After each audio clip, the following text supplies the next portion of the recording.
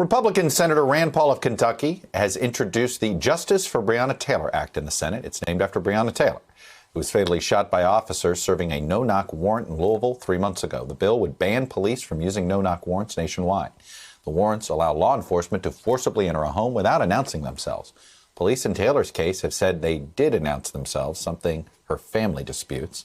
Senator Paul tweeted he spoke with Taylor's family and came to the conclusion that it's past time to get rid of no-knock warrants. For what it's worth, just last week, Senator Paul blocked the passage of an anti-lynching bill on the Senate floor. He thought it was too vague in some of its wording. The new Senate bill comes after the unanimous passage of Breonna's law by Louisville City Council last night. Protesters chanted Breonna Taylor's name after hearing the news.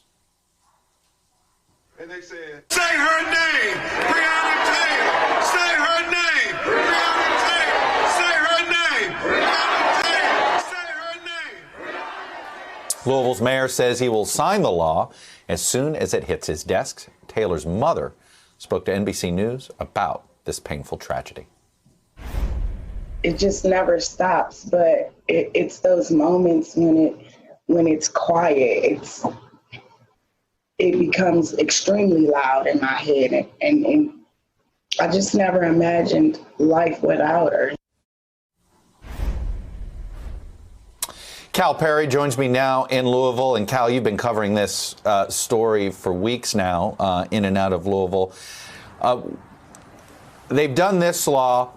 What other reforms, what's next that they're going to tackle? This was unanimous. Will the next things they tackle be this easy politically to get done?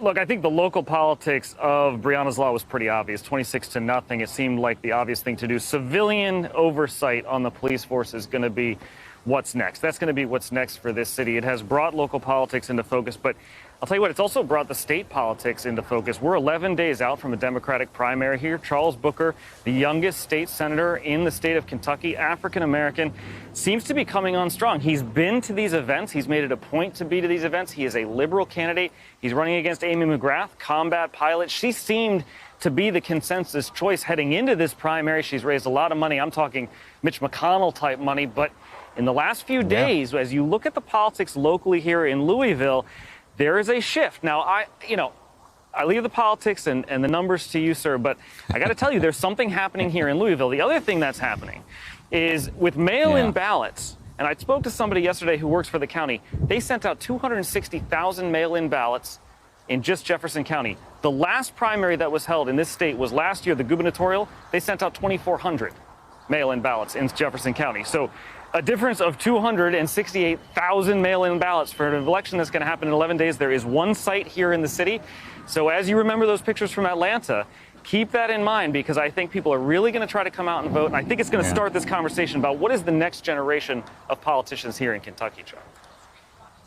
Hey there, I'm Chris Hayes from MSNBC. Thanks for watching MSNBC on YouTube. If you want to keep up to date with the videos we're putting out, you can click subscribe just below me, or click over on this list to see lots of other great videos.